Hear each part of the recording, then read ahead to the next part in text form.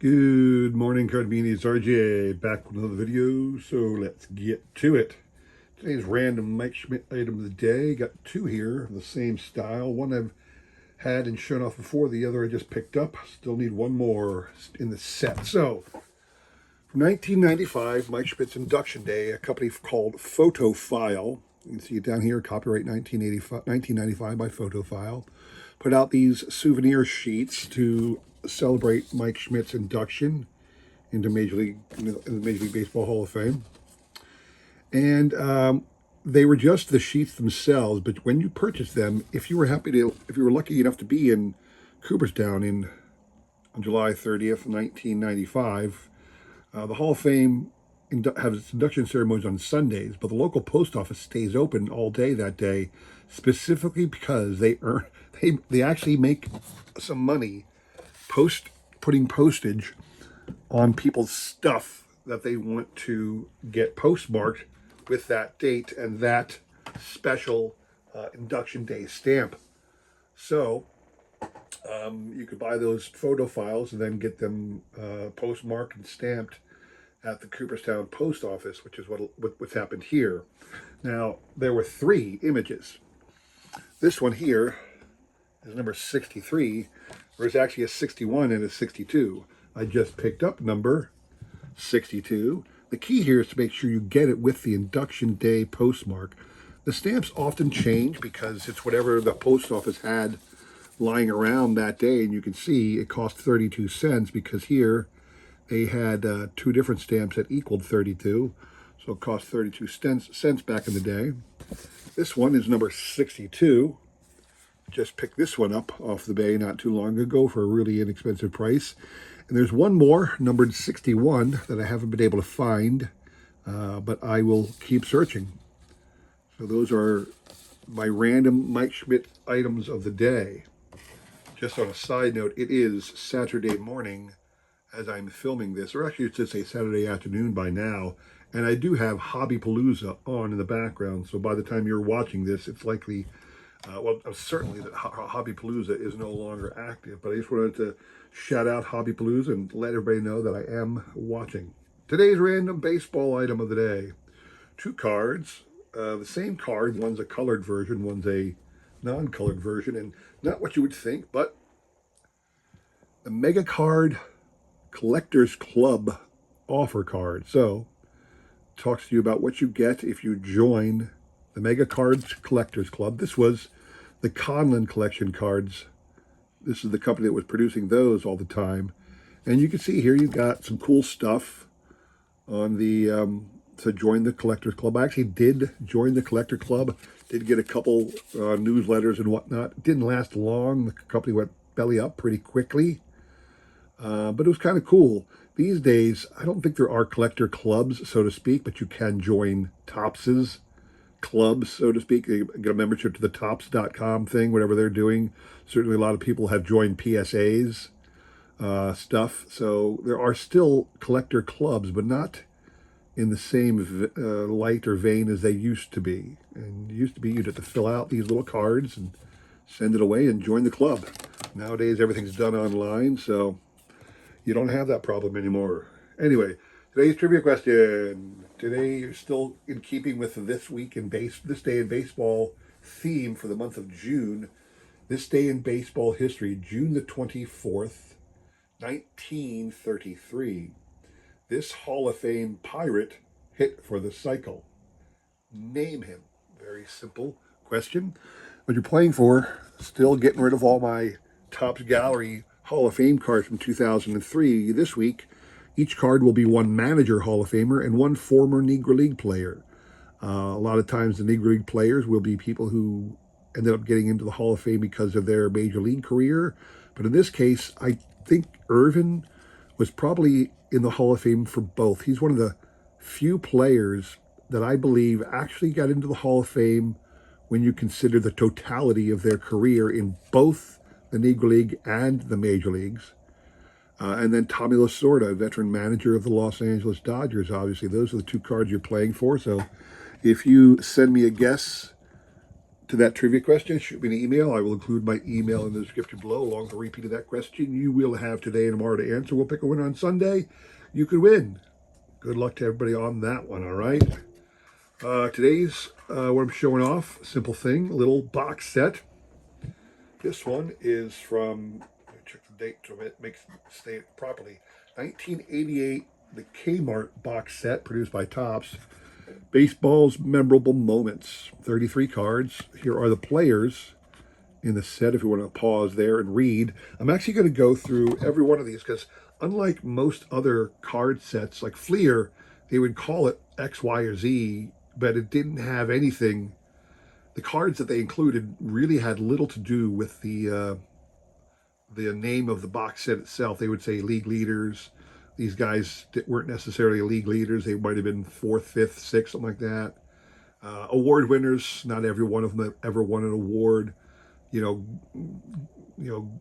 Top this, top that, and most of them were just mediocre. So I don't know why Fleer did what they did, but Topps, in this particular case, everybody in here did something memorable the year before, and I want to take the time to go through them all. If you don't mind, but bear with me. Here we go. So, start with George Bell. George Bell of the Blue Jays at the time. He hit a home run over Comiskey Park's roof. I think he was the third player ever, third visiting player ever, it says, after Jimmy Fox and Ted Williams, to achieve the feat twice in his career. George Bell hit his second one completely out of Comiskey Park. That was his memorable moment from that year, next to the previous year. Wade Boggs.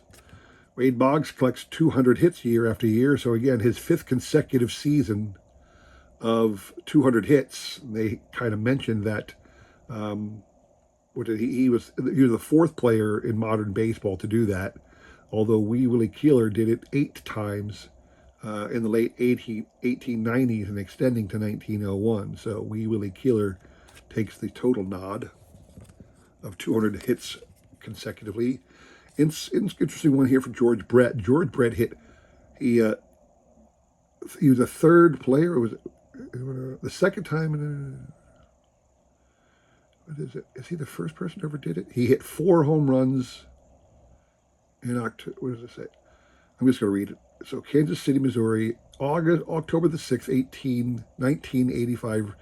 Royals George Brett has hit a home run in each of the final 4 games of the season and marked the second time in 1985 and the third in his career that he achieved a streak of 4 consecutive of home runs in 4 consecutive times. So basically 4 home runs in a row, in October, 4 home runs in at least 1 home run in 4 games in October.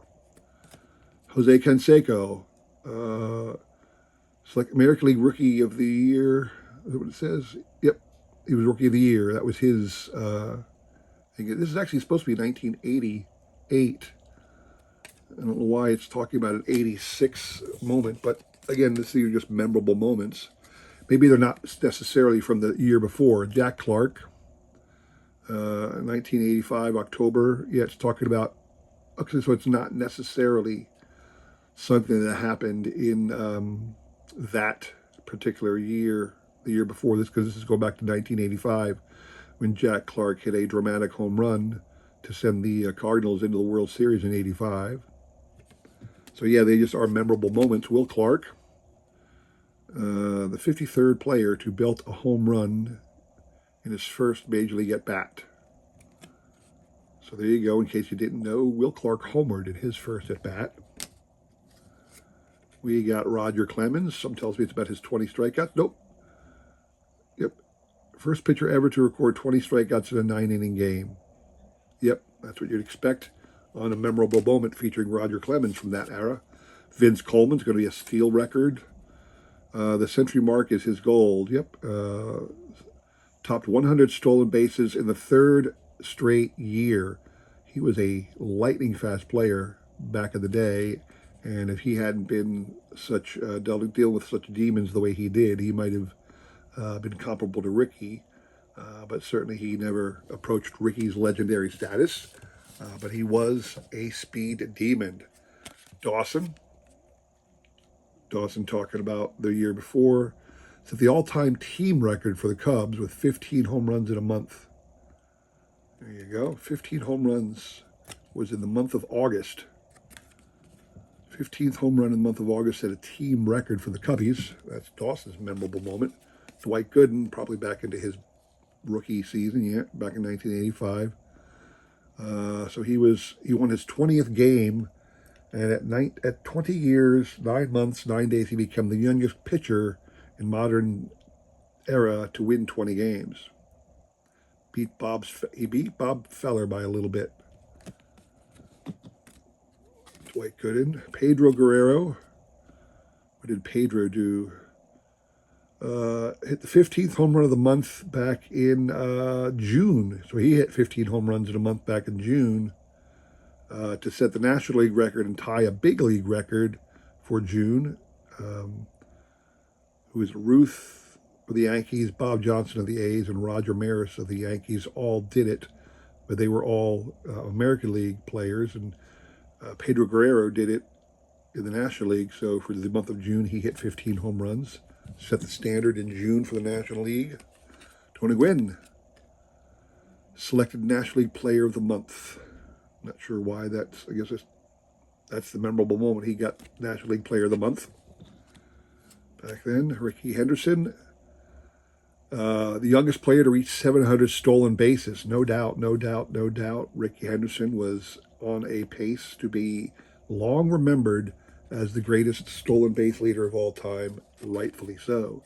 Keith Hernandez, 24 game-winning RBI. So Keith Hernandez has completed the 1985 season with 24 game-winning RBIs, more than anyone since the adoption of that category in 1980. So when they started counting game-winning RBIs, Keith Hernandez hit 24 in one season. That was set the standard. He broke Harold Baines' record from 1983. I'm not sure if that record still stands. It's certainly nothing any of us probably monitor, game-winning RBIs, who has that record, but there you go. Donnie Baseball, probably the 8 home runs in a row. What do you think? Nope, he 6 Grand Slams. He set the record for 6 Grand Slams in one season. He actually beat the mark set by Ernie Banks and then tied by Jim Gentile of the Orioles. He had 6, which was the record. I don't know, when you talk about Grand Slam record, what is the record for Grand Slams in a season now? I do not know if somebody had beat Donnie Baseball. Mark McGwire hit his most home runs as a rookie, 49. That has since been broken. I think Pete Alonso did it a couple of years ago, if not somebody else. Paul Molitor, he has a 39-game hit streak back in '87. He got real close, they say. Well, he didn't get real close. No one's gotten anywhere near DiMaggio. So Murphy, back-to-back. His 310th, let's say, 44th home run of the season, more than any year since joining the Braves. He collected that's it. Wow, okay. He had his personal best, 44th home run of the season, last in '87. That's the memorable moment. Not sure if that qualifies as a memorable moment, the personal best, but anyway, you got to do. Tim Raines hit for the cycle back in 1987. Interesting. Tim Raines went 5 for 5. Tim Raines went 5 for 5 with 4 runs and helping the club complete a 4-game sweep of the Pirates. So it says he did it for the cycle. Yeah. So he hit for the cycle back in '87. That's a memorable moment. Anytime anybody does for the cycle, a shout out to the trivia question if you think about it. Dave Righetti, probably his 46 saves set the new save mark back then, which has long since been broken by a lot of pitchers, gone over that mark.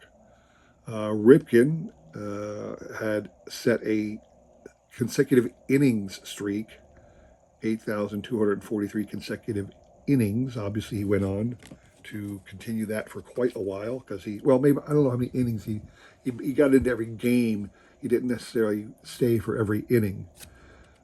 Pete Rose, this is simply celebrating his passing Ty Cobb in the hits all-time hits career. Nolan Ryan. The strikeout record. He set a strikeout record for people who are 40 or older. He had 270 strikeouts. That beat Phil Niekro, who had 208 at one time.